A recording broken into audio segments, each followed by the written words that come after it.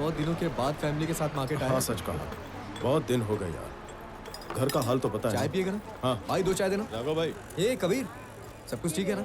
आज बहुत दिनों के बाद दिखाई दिया, काफी बिजी हो गया लगता है। अरे ऐसी कोई बात नहीं भाई, अब ठीक है ना? हाँ हाँ ठीक। अरे क्या बताऊं, गांव गांव घूमना पड़ता है, उसी में सारा टाइम निकल जाता है। अभी कहीं देख लो, मेडिसिन के लिए ही टाउन आया हूँ। मतलब बहुत बिजी है। हाँ भाई आपके पिता के बारे में अभी पता चला, पर आप घर पे नहीं थे। अरे भाई,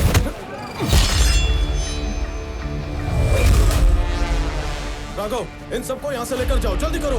चलो चलो जल्दी चलो। मैडम चलिए मैडम चलिए ना, मैडम चलिए ना प्लीज, आप चलिए ना, वो आ जाएगा।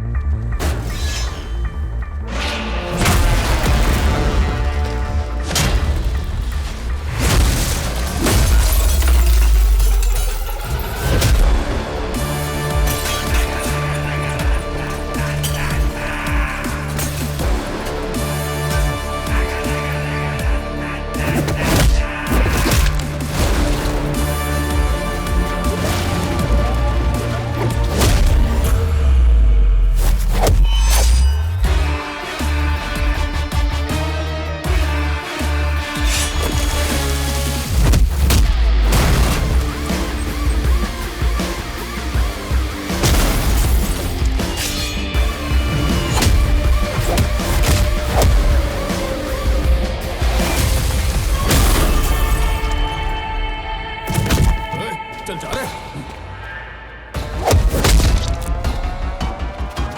देख क्या रहा है, वो भी जा।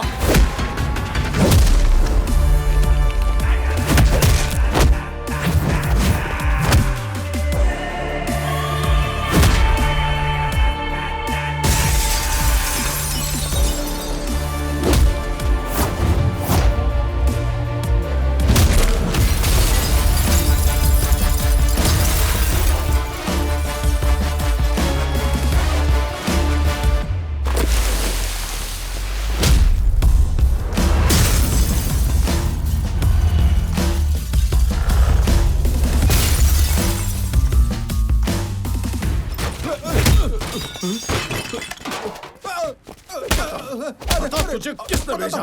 बता, मुंह खोल, बोल, बोल किसने भेजा? ये एसपी ने ये फोटो देखकर भेजा था। अब प्लीज भाई छोड़ दो।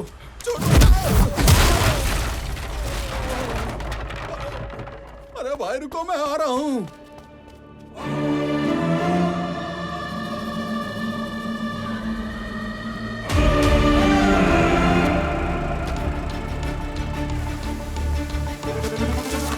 दादाजी,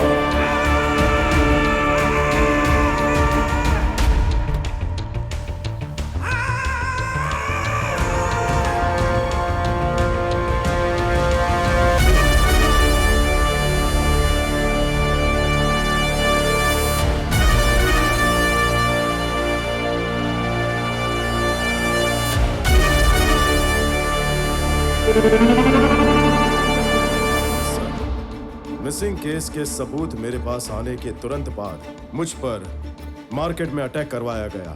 तहकीकात करने के बाद मुझे अंदर के खुफिया राज पता चले।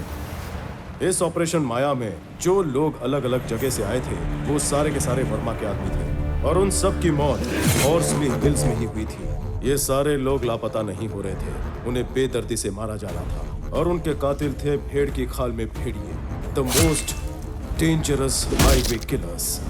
अफसोस इस गैंग का एक मेंबर मेरा छोटा भाई अनंत था और उस गैंग का लीडर एक डॉक्टर है जो बहुत ही खूंखार और खतरनाक है, मेरे स्कूल का जूनियर कबीर। हांगकांग में रहने वाला लाल सैंडलवुड का स्मगलर विराज, जो बहुत ही सिस्टमेटिक तरीके से अपना नेटवर्क चलाता है। और इसी विराज का 4000 टन लाल चंदन शेषाचलम के पोर्ट से निकलकर मैंगलुरु पोर्ट तक ले जाने का सीक्रेट ऑपरेशन एसपी की मदद से पूरे जोर शोर से हो रहा था। और उस लालची एसपी देवानंद की नजर विराज के 1000 करोड़ के असाइनमेंट पर पड़ी और फिर इसने जन्म दिया हाईवे किलर्स गैंग को।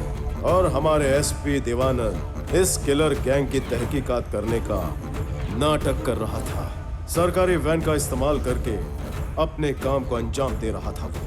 वर्मा के कहने पर वो जानबूझकर गाड़ियों को रोकता, ड्राइवर्स और वर्कर्स को बेरहमी से मार देता था। उसके बाद चोरी की हुई लॉरी और कंटेनर्स को करीब के जंगलों में लेकर जाते। आखिरी कंटेनर लोड करके जब वर्मा निकल रहा था तो उसने देखा कि उसका एक कंटेनर उल्टी दिशा में जा रहा था। उसे पता चला कि कंटेनर किलर गैंग के कब्जे में था। जंगल में उसका सामना किलर गैंग से हुआ। तुम लोग यहाँ पर क्या कर रहे हो? कंटेनर क्यों बदल रहे हो? कौन हो तुम लोग, बताओ मुझे। यार कुछ तो गड़बड़ है। ए वर्मा, मैंने इसको कहीं देखा है यार। अरे क्या कर रहे हो? प्लीज इसे मत मारो, छोड़ दो इसे। कंटेनर को चुराने के बाद लॉरी और इंसान को वो लोग दफन कर देते थे। इलाका जंगल के बीच होने की वजह से इसकी भनक किसी को नहीं लगती थी। और तो और इस खेल में दूर दराज के गांव के बूढ़े दंपत्ति के बच्चे भी बलि चढ़ गए थे। ये सब कुछ होते हुए गांव के एक बूढ़े आदमी ने अपनी आंखों से देखा। बीवी को बचाने के लिए वो उस गांव से भाग गया। कुछ दिन बाद वो अपने बच्चों की लाश ढूंढने वापस जंगल के रास्ते निकला। हाईवे किलर्स वर्मा और सुरेंद्र को मौत के घाट उतार रहे थे। ये देखकर बूढ़ा डर गया।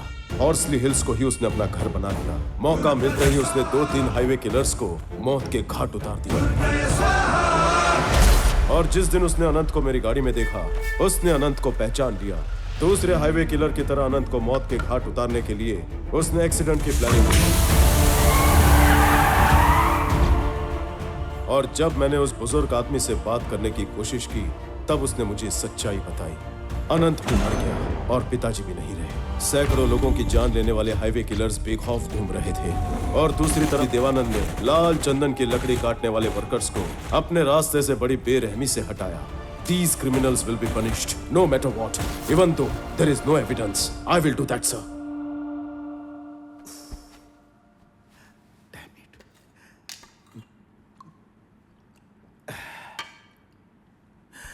तुम्हारी बात सुनकर मुझे डर लग रहा है।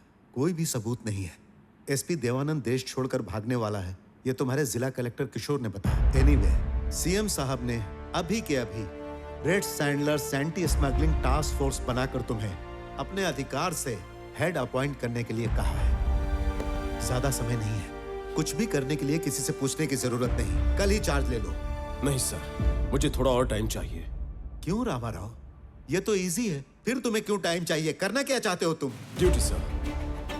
अभी तक गवर्नमेंट ऑफिसर की हैसियत से कानून के दायरे में रहते हुए मैंने हमेशा अपनी ड्यूटी की है सर। लेकिन आज से, इसी वक्त से ये रामाराव अपनी ड्यूटी धर्म के लिए करेगा। मतलब? I am going to hunt them. असली खेल तो अब शुरू हुआ है।